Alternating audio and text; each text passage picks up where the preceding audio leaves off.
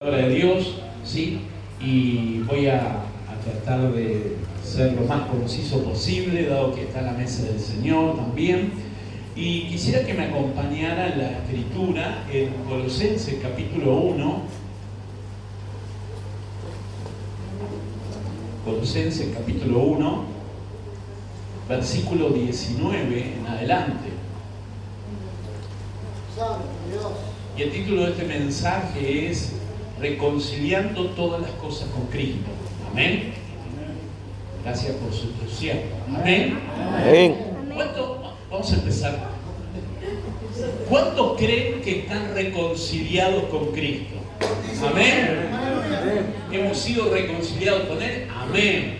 Segunda de Corintios 5:18 dice que Dios nos reconcilió consigo mismo a través de Jesucristo. ¿Cuántos dicen amén? Amén. ¿Sabe? A mí no me gusta sentirme solo, así que su amén lo valoro en gran manera y es una muestra de que usted está atento a lo que le estamos impartiendo en esta tarde. Amén.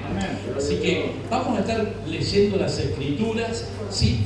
Y ahí en el primer capítulo de Colosenses, ¿sí? Capítulo 1 de Colosenses, versículo 19 en adelante dice: por cuanto agradó al Padre que en Él habitase toda la plenitud, y por medio de Él reconciliar consigo todas las cosas. Diga conmigo, todas las cosas. Así las que están en la tierra como las que están en los cielos, haciendo la paz mediante la sangre de su cruz. Y a vosotros que eras en otro tiempo extraños y enemigos en vuestra mente, haciendo malas obras, ahora os ha reconciliado. ¿Qué ha hecho? Nos ha reconciliado. Amén. En su cuerpo de carne, por medio de la muerte, para presentaros santos y sin mancha e irreprensibles delante de Él.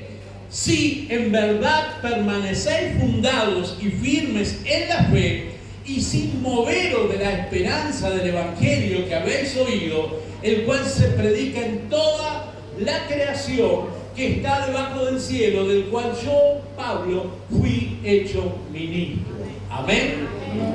Mire, la declaración de que en Cristo son reconciliadas todas las cosas es una declaración que nos deja en claro que si han sido reconciliadas todas las cosas, las de arriba y las de abajo, las del cielo y las de la tierra, y si han sido todas, quiere decir que no queda nada sin reconciliar con Dios. Amén. Amén. O sea, no queda nada sin reconciliar con Dios. Entonces, estas palabras hablan justamente, las que le expresa el apóstol Pablo, nos resume la magnitud del plan de redención por medio de la sangre derramada de Cristo en la cruz del Calvario, ¿sí? Él eliminó ¿qué cosa? Sino reconcilió. ¿Qué eliminó? La enemistad. Amén. Amén. O sea, nosotros antes éramos enemigos de Dios, ahora nosotros somos amigos de Dios. Amén. Entonces ya nosotros ahora salimos de un estado y pasamos a otro. Fuimos trasladados de las tinieblas al reino de su amado Hijo Jesucristo. ¿Cuántos dicen amén? Amén? Esa es nuestra posición, ese es nuestro lugar. Entonces, reconciliarse con todas las cosas nos lleva a nosotros no solamente mirar que esta reconciliación y este establecimiento en mi relación, ¿sí?, de amistad con Dios, ¿sí?, dice la palabra de Dios que en Él fueron reconciliadas todas las cosas. Entonces, las del cielo y las de la tierra, quiere decir las espirituales y las naturales. O sea, se reconciliaron todas las cosas, las espirituales y las naturales. Amén. Amén. O sea, hay cosas de nuestra vida espiritual que ya han sido reconciliadas. Amén. Sí, en tu espíritu vos ya recibiste a Jesucristo como tu único y suficiente Salvador. Has comenzado a vivir una nueva vida en Cristo. Amén. ¿Quién lo dice? La palabra de Dios en 2 de Corintios capítulo 5, verso 17. Que el que está en Cristo es una nueva criatura. Que todas las cosas viejas pasaron y todas han sido hechas nuevas. Amén. esa nueva vida que vos recibiste está en tu espíritu. Amén. Ya está establecida ahí. Has nacido de nuevo, hay nueva vida. Vos y yo estábamos muertos en delitos y pecados. O sea, cuando hablamos de delito, y es necesario aclarar esto, porque a veces las personas tienen la idea equivocada que cuando hablamos de delito estamos hablando de personas que han delinquido. Y entonces algunos piensan que, bueno, está hablando de los delincuentes, porque dice delitos. No, no está hablando de los delincuentes, está hablando de transgresión. La palabra griega que se traduce ahí, delitos, habla de transgresión. Por eso, vos no cometiste ningún delito. Tal vez tengamos hoy aquí alguien que haya delinquido y que haya asaltado y que haya sido en su antigua vida un ladrón. Bienvenido sea si ha entregado su vida a Cristo. Pero quiero que sepas que la transgresión fue cometida por todos nosotros, porque la palabra de Dios lo dice así en Romanos 3. Por cuanto todos pecaron, todos fueron destituidos de la gloria de Dios. No es que vos sos más buenita que otro, no es que hay un pecadómetro para medirte si lo que vos hiciste es más grave que lo del otro. Todos ante los ojos del Señor somos iguales. ¿Cuántos dicen amén? Amén. Entonces, no se trata de una cuestión conductual, sino de una cuestión legal. O sea, si se tratara de una cuestión conductual, estamos hablando que Dios está perdonando a los que cometieron delitos, al que delinque, al que asalta, por ejemplo. No, está hablando de quien transgredió la ley. ¿Qué ley? La ley de Dios. Amén. Y es por eso que nosotros somos justificados por la fe. Es por eso que nosotros, el acta que nos era contraria, dice la palabra de Dios, ¿sí? Y que estaba entre medio de nosotros y Dios, fue quitada del medio. ¿Y dónde fue a parar ese acta? Ese acta fue clavada en la cruz. ¿Saben lo que significa el acta que nos era contraria? El acta que nos era contraria, ¿sí? Era un acta que se hacía para aquellos que estaban en prisión, donde, claro, no había un sistema judicial sistematizado como el de hoy en día, automatizado, y entonces se escribía en un acta todos los delitos que esa persona había cometido, todas las razones por las cuales esa persona estaba encarcelada. Y ¿sabe? Dice la palabra de Dios que esa acta nos era contraria. ¿Por qué? Porque ahí estaban escritos todos tus pecados y mis pecados, todas las razones por las cuales nosotros estábamos excluidos de la gloria de Dios, pero la obra de Cristo en la cruz del Calvario fue tan poderosa que el acta que nos era contraria, Cristo la sacó del medio, y así como ella nos estaba separando del pecado, Él la clavó en la cruz y Él pagó el precio por tu pecado y por mi pecado. ¡Aleluya! La salvación es gratuita, pero no gratis. ¿Cómo es eso, pastor? Es que hubo alguien que pagó. Si hubiera sido gratis, nadie pagó. Pero alguien pagó. ¿Y quién? El que vamos a recordar en esta tarde, en esta mesa, es nuestro Señor Jesucristo. Porque cuando Él clavó el acta que nos era contraria, Él llevó los pecados de Raúl, de Walter, ¿sí? Él llevó los pecados de Guerrero, de todos los pecadores. ¿Sí? ¿Alguno? ¿Usted piensa que alguna lista era más larga? No, creo que no. Usted piensa que los venezolanos tenían una lista más larga. Todos tenían una lista muy larga, ¿sí? Y ahí el Señor la clavó en la cruz. ¿Y qué quiere decir? Que Él pagó el precio de mi pecado, de tu pecado, de cada una de las transgresiones. Él nos reconcilió con Dios. Amén. Gloria, y entonces el estado que nosotros tenemos en la actualidad es un estado de reconciliados. Amén. Decirle a tu hermano que está al lado tuyo, con el amor del Señor, vos estás reconciliado en Cristo. Amén. Gloria a Dios. Póngale. Estás reconciliado en Cristo. Es una excelente noticia. Ahora, ese es mi estado. Mire, ese es mi estado espiritual. Ese es tu estado espiritual, estar reconciliado con Cristo. ¿Por qué? Porque Dios es espíritu. Lo primero que, mire, cuando Jesús se encuentra con la mujer samaritana, y la mujer samaritana, Walter le dijo, no, pero nosotros adoramos a los samaritanos en este monte, y ustedes adoran en este monte. Y Jesús le puso las cosas en orden y le dijo, mira, esto no se trata de qué monte vos adorás. Porque le aclara a la mujer samaritana, Dios es espíritu. Y Dios lo que está buscando no es adoración. Dios no está buscando adoración. Dios lo que está buscando es adoradores en espíritu y en verdad. Gloria a Dios Santo. Dios está buscando que lo que Él hizo a través de Jesucristo, la cruz del Calvario, de reconciliarte con Él, es que vos desde tu espíritu expreses esa reconciliación en dispensación del amor que Él ha puesto en ti, y como cantamos recién, este amor que no puedo resistir más, que es el amor de Cristo que ha puesto en cada uno de nosotros, y nosotros que éramos incapaces de amar de manera perfecta, Él puso su amor perfecto en nuestras vidas. Gloria, ¿amén? Santo. Ahora, ese estado espiritual también tiene que llegar a alcanzarnos en nuestras almas. Porque vos estabas muerto, pero estabas vivo. ¿No es cierto? Cada uno de nosotros estamos muertos en delitos y pecados, pero estamos vivitos y coreanos. O sea, entonces, ¿cómo era? Estamos muertos, pero estamos vivos. Sí. ¿Por qué? Porque teníamos muerte espiritual. La vida Zoé, ¿sí? La vida del espíritu estaba muerta, pero había vida biológica en nosotros, la vida bio, ¿sí? Y había que en nosotros, además de la vida biológica, estaba la vida psique, que es la vida del alma. ¿Y qué está en el alma? En el alma están los pensamientos, las decisiones, ¿sí? Y los sentimientos.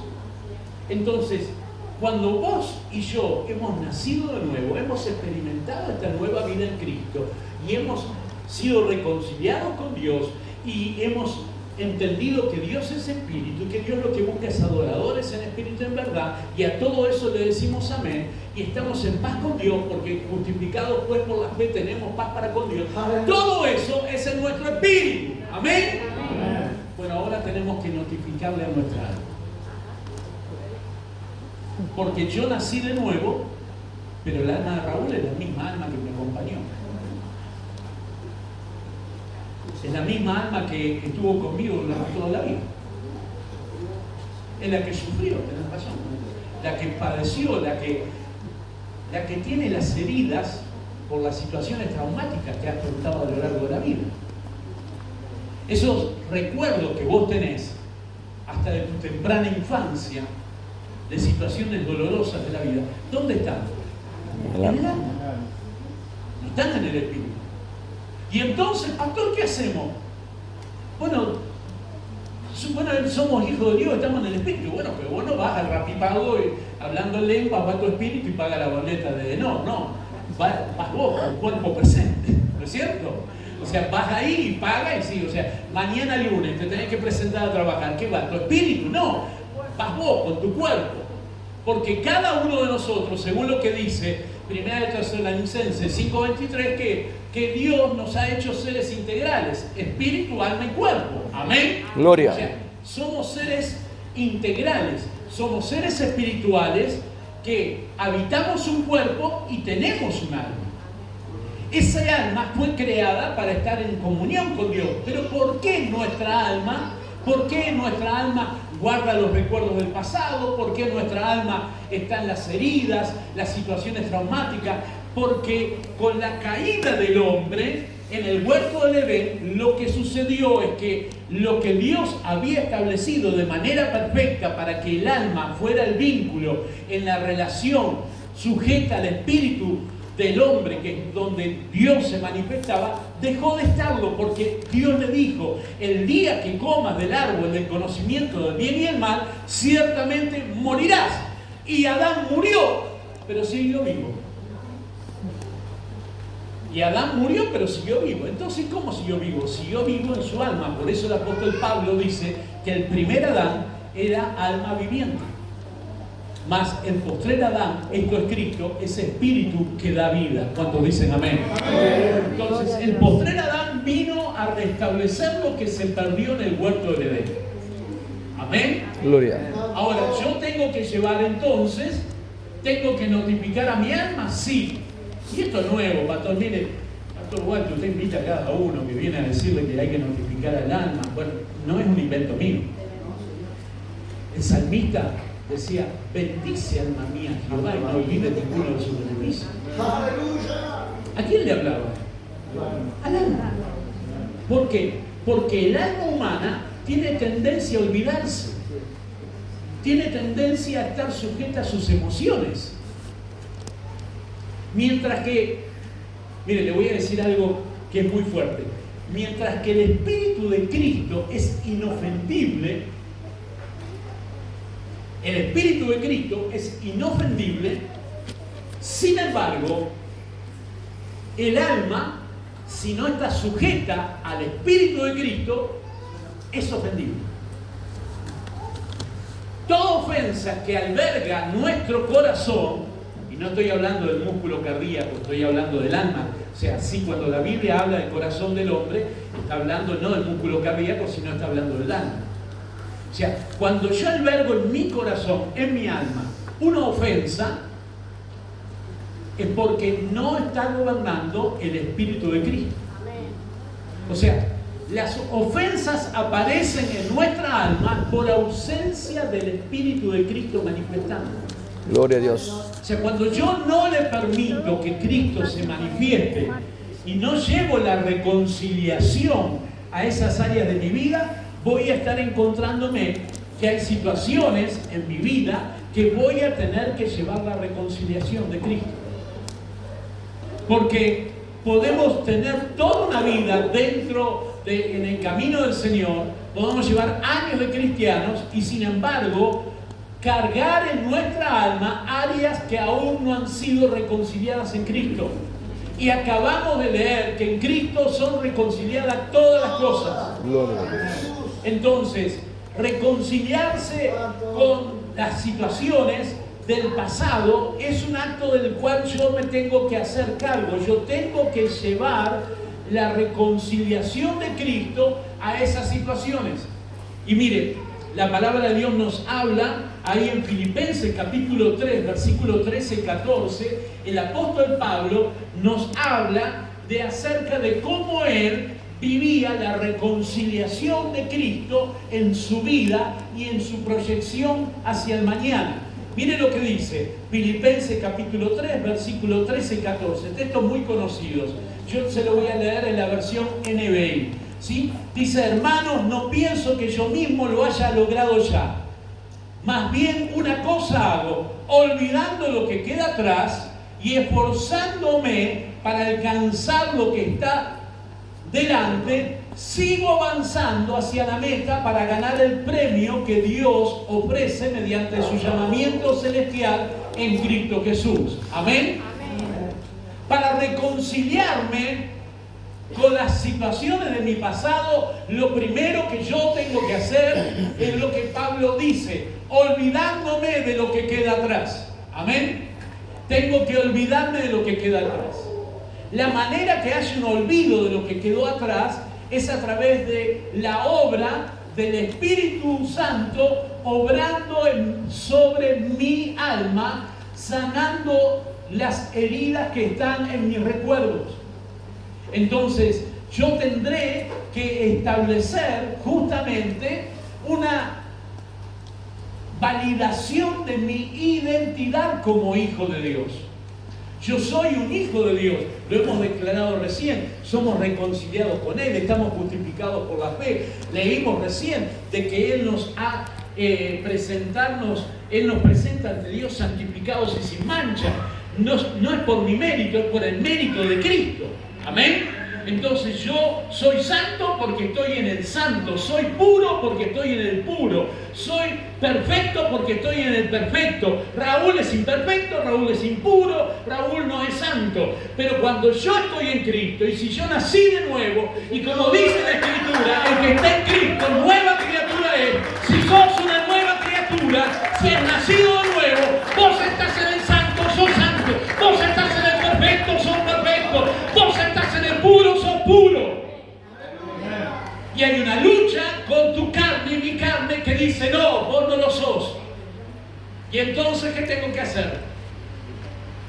Jesucristo me entregó el poder de su sangre para que sean limpios todos mis pecados. Amén. Por la llaga Por la sangre de Cristo, nuestros pecados son perdonados. Si tus pecados fueren como la grana, serán emblanquecidos como blanca lana. Amén. Ahora, ¿qué Dios me entrega a través de la sangre del Hijo? La forma, la herramienta para que yo me limpie de mis pecados. O sea, la sangre de Cristo me limpia de todo pecado. Yo soy pecador, vengo a Cristo y Dios me provee a través de la sangre del Hijo el ser limpio de todo pecado. Ahora, ¿qué me provee Dios? ¿Qué me provee Dios a mí para ser libre de la máquina de pecar? Porque los pecados son las consecuencias o las acciones de una naturaleza pecaminosa. Los pecados no llegan volando como una hoja en el otoño. O sea, no caen a tu vida un pecado. Veo que se suele tener la expresión muy evangélica que se dice, el hermano cayó en pecado, ¿no? Entonces parecía que el hermano iba así, de repente, y se acostó con la esposa del vecino. Y el hermano venía lo más bien trabajando, estaba de cajero y bueno, metió la mano en la caja del patrón y se guardó un fajo de billete en el bolsillo. Cayó el hermano. No cayó. Nadie cae. Fue la manifestación de una naturaleza que lo gobernó. Entonces, la sangre de Cristo me libera de la naturaleza pecaminosa, no. La sangre de Cristo me limpia de todo pecado. Lo que me libera de una naturaleza pecaminosa para que no gobierne mi vida se llama cruz. Y entonces tengo que establecer que si yo quiero no ser más gobernado por una naturaleza que me tuvo esclavizado en mi pasado, lo que tengo que hacer es lo que dijo el apóstol Pablo en Gálatas 2:20. Con Cristo estoy juntamente crucificado y ya no vivo yo, mas Cristo vive en mí. Pero Pablo, no nos tenemos que quedar solamente con eso, porque Pablo fue por más, dijo, y lo que ahora vivo en la carne. ¿Pero qué? Pablo vivía en la carne. Claro, si estaba en esta tierra, si caminaba. ¿A quién metieron preso en Roma? No lo metieron al espíritu de Pablo, lo metieron a él, de carne y hueso. Y entonces Pablo, ¿qué dice? Y lo que ahora vivo en la carne, lo vivo en la fe del Hijo de Dios. Porque es la manera en que vencemos la naturaleza pecaminosa, es estar con Cristo juntamente crucificado. ¡Aleluya! No es esfuerzo humano. No es que te traten de portar bien. ¿Sabes por qué? Porque el esfuerzo humano tiene fecha de vencimiento. La palabra de Dios lo dice, que toda obra del hombre es como flor de la hierba. Florece, se marchita y luego cae. Pero lo que permanece para siempre, ¿qué es? La palabra. Y la palabra es una persona, Cristo. En el principio era la palabra, y la palabra era con Dios, y la palabra era Dios. En el principio era Cristo, Cristo era con Dios, y Cristo era Dios. Cristo era Dios. O sea, nosotros debemos de llevar la reconciliación a nuestras vidas y tenemos que actuar justamente sobre nuestra naturaleza pecaminosa, que es la que siempre tratará de avanzar en tu alma para traer justamente esos recuerdos del pasado. Y lo que Pablo nos enseña es, dice, yo mismo no pretendo haberlo alcanzado todo, ¿sí? No haberlo logrado ya, dice aquí en la versión NBI, dice, mas una cosa hago, lo primero, ¿qué es lo que hace? Olvidando lo que queda atrás. Lo primero para reconciliarme con mi pasado es olvidarme lo que queda atrás. Lo segundo que hace Pablo, dice, olvidando lo que queda atrás y esforzándome para alcanzar lo que está por delante. O sea, ¿qué quiere decir esto? Que tengo que poner esfuerzo. O sea, la vida del cristiano no se puede llevar con liviandad. O sea, yo tengo que esforzarme, o sea, le tengo que poner una intencionalidad a mi vida. No puedo decir que amo a Cristo, cantamos canciones hermosas. Si viviéramos el 10% de lo que cantamos, si viviéramos el 10% de lo que cantamos, porque cantando somos pero cualquiera nos escucha cantar y nos quiere para la mesita de luz. Jesús es una cosa hermosa, es una brasa encendida. La cuestión es cuando bajás a la vida cotidiana. Cuando al día lunes tenés que salir a trabajar, tenés que enfrentarte, tenés que levantar a los chicos para llevarlos a la escuela, tenés que salir a la calle, meterte en medio de la locura del tránsito.